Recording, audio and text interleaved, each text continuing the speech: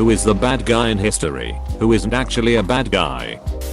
More so sports history. But the film Cinderella Man portrayed boxer Maximum Bayer as a murderous psychopath who gladly killed 2 fighters in the ring. In reality, he was personally devastated by these deaths. In the one he was most directly responsible for, he ended up giving his winnings from his next few fights to the fighter's family. Watched this in history class and my teacher brought this up as how movies and articles change facts for a better story. A movie needs an antagonist. You might not root so hard for Braddock if they portrayed Bayer as a good human being. Doesn't make it not a kinda shitty thing to do though. Despite what was portrayed in Amadeus, and though in reality they were musical rivals, Antonio Salieri was actually friends with Wolfgang Mozart. In fact, years after Mozart's death, Salieri assisted with and helped finance his son Franz Xaver's musical education as a tribute to his late friend. I know about their rivalry only thanks to Steins Gate Zero. I came here looking for this comment, haha. Machiavelli would be shocked and saddened to know his name is synonymous with tyranny and pure evil. Guy was a staunch supporter of republics and a savvy politician. I kinda feel like we call something Machiavellian for the same reason we call something Orwellian. We aren't making him out to be a bad guy. There are people surprised that his statue is up in Florence and shocked to see they actually admire him. When you learn more about him, he's far more interesting than his historical reputation would have you believe. Darius III and Xerxes. They're portrayed badly because of Alexander the Great and also the movie 300. Yeah. In reality their kingdom was actually fairly progressive when taking over lands. Local leaders and religions were allowed to remain. However, advisory members were sent in to help update settlements with better economic and civic organizations and so on. Really they weren't that bad of a kingdom for that time period standards, and the reason they fought the Greeks was because classically Greek cities had tried to rebel with the support of Greek mainland city-states, which prompted war. History isn't so black and white as Hollywood wants it to be. Dan Carlin raises a really interesting point about the Achaemenid Persians being progressive for the time, as you say, because some of the regional powers that preceded them, such as the Assyrian Empire, were so brutal that they'd effectively subdued these places enough that they could get away with a soft touch approach here and there. That Roman that gave Jesus vinegar to drink. Turns out that the Roman military gave their soldiers a water/vinegar mix to drink as it was good for refilling salt levels after sweating. That means all the Roman did was give Jesus a sip of his own drink, not force him to drink vinegar as punishment/insult. Basically gave a thirsty guy Gatorade. It's got electrolytes. Prince John, the bad guy from Robin Hood, was basically the steward of a kingdom his beloved brother hadn't even set foot on. While Richard the Lionheart was faffing about in the Crusades, John was running the kingdom and turning it into something that could sustain itself. While he was doing that, his useless brother gets his ass kidnapped, so John has to raise taxes, cue Robin Hood, to bring back the rightful king the people loved so much. So basically, Prince John runs England for his brother and people love his brother for it. Then said brother gets kidnapped, so John raises taxes to get him back, and becomes the bad guy in the eyes of the lords, and by extension the people, who want their rightful king back. The man eventually does become the rightful king, only to have all the lords hate him for the crime of investing money into the kingdom. As a result he signs the Magna Carta, limiting royal power. That said, he wasn't a saint. The man did have a hand in the collapse of Norman France and wasted a lot of money and men trying to reclaim the region. I'm not trying to say he was a good guy per se, just not the bad guy for what people hate him for. I was just about to say this. He was actually very smart economically. He just got shafted by Richard's BS. Then everyone shitted on him for signing the Magna Carta. But it's not like he had a choice in the matter. It was that, or he faced a revolution from the lords. And he cared enough about his country that he didn't want to see that happen. Keeping around 15-20% of the total silver coinage extant in your war chest, while taxes had to be paid in cash, was not remotely economically smart. Suddenly hitting your subjects with a 1/13th tax on all movables and revenues, by grossly stretching the definition of the traditional aid a king could request, was not economically or politically smart. John, overall, was a man who could have been a good king if he hadn't kept making really bad, selfish, or utterly misguided decisions. I don't think of him as a bad guy, but rather as somewhat inept. My dad apparently, because every time we talk it's always, buddy IDK why you think I'm the bad guy, apostrophe. Feel like every male goes through some degree of this. 0 to 12 dad Superman. 13 to 20 dad's a controlling dick. 20 to 25 holy shit dad's just a human ducking everything up. 25 to 50 how the duck did my dad ever keep everything together. 50 plus I wish I could be half the man my dad was and can't wait to see him again. I'm 22 and already wish to be half the man my dad is. The Roman Emperor Gaius Caesar, better known as Caligula, hell of a smear campaign his enemies did, most likely brought upon himself because of his intolerance to the Senate's corruption and or lack of effectiveness. The crazy stories, most likely made up, or were willful misrepresentation of something Caligula said. The story about him making his horse consul because he was crazy? Misrepresentation of him mocking the Senate by telling them his horse could do a better job. I'm not sure whether this is true, but he declared himself a god and ordered the army to throw their spears into the water after a quarrel with Neptune. Neville Chamberlain was widely hated in the UK after the Britain went to war with Germany because of his policy of appeasement towards the Nazi-run Germany when he was Prime Minister, even being one of the central people who allowed Germany to annex Czechoslovakia, which blew up in his face when the Germans invaded Poland and triggered the Second World War. He was forced to resign as Prime Minister less than a year into the war due to revolt from the Labour and Liberal parties and handed the reins over to Winston Churchill, who was himself forced out of office after the First War because of fears that Germany would rearm. However, due to British laws about disclosing classified documents 30 years after their being sealed, it emerged that Britain couldn't risk Germany's anger during the Czech debacle as they were thoroughly unprepared for war. Chamberlain delayed the inevitable, which gave the Allies a significant helping hand when the war finally did happen. My history teachers hated this misconception every time WWII came up.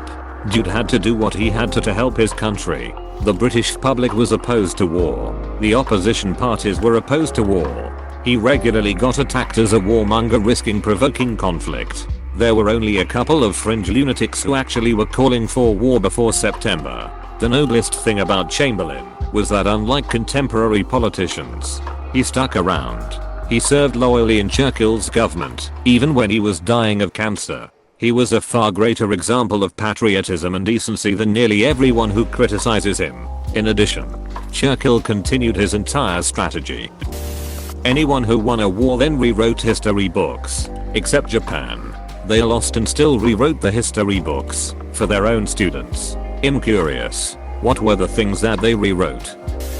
Elizabeth Bathory. Some scholars say that the truth of the claims made against her can't be verified or debunked at this point, but there's good reason to believe that her being painted as a mass murderer was part of a smear campaign and political plot to usurp her land and power, since she was from an extremely powerful family tied to Polish royalty, and the King of Hungary owed a large debt to the Bathory family, which was cancelled in exchange for not putting her on trial. Many historians think that it's possible that Giles D. Race was framed as well.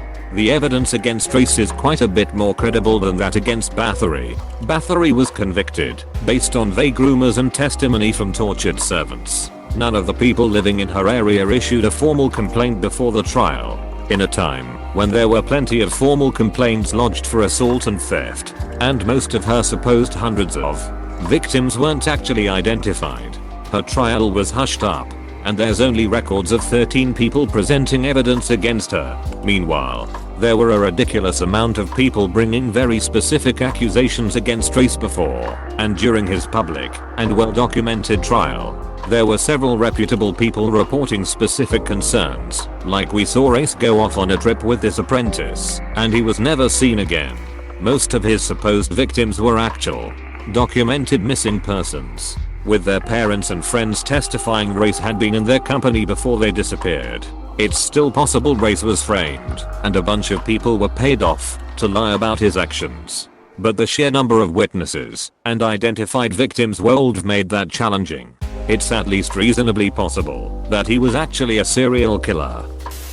Marie Antoinette. The woman was a spoiled rich girl, sure, but the whole damn country condemned her despite the fact her husband was and always had been the one in charge of things. According to the legend, her last words were, "Sir, I beg your pardon. I didn't do it on purpose," after she stepped on the executioner's foot by mistake on her way to the guillotine.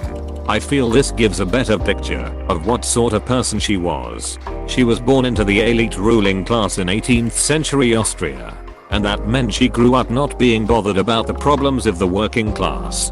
I feel that even as she was being killed, she didn't really understand the reason. Edit. She was born in Austria, not France. Medusa. Yes. Exclamation mark. Exclamation mark. Exclamation mark. If I could give you an award I would. Let's break this down. First off, whether Medusa was cursed for laying with Poseidon in Athena's temple or aped by him there, she didn't want to become a monster turning people to stone. Second, she lived in a cave and literally didn't seek out people to kill.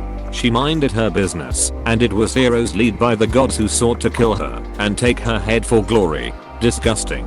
Third, if anyone else were cursed, what would be considered reasonable behavior as a stone turning gorgon?